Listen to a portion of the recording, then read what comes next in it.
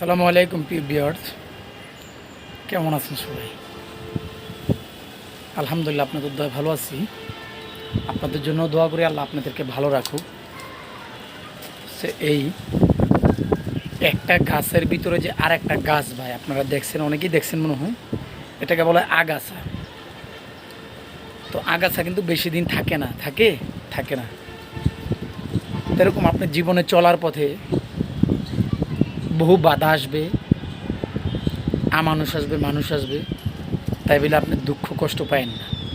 কারণ দুঃখ কষ্ট মিলে এই মানুষ। টাকা পয়সা বেশি থাকতে পারে কিন্তু জীবনের সুখ নাই।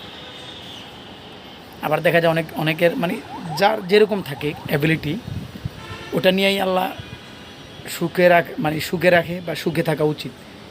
এখন আমি মাসে ইনকাম করতে পারি 20-30 হাজার টাকা। আমি যদি বলি যে আমি মাসে 10 লাখ টাকা ইনকাম করব, ওরকম সোর্স আমার আগে বার করতে হবে।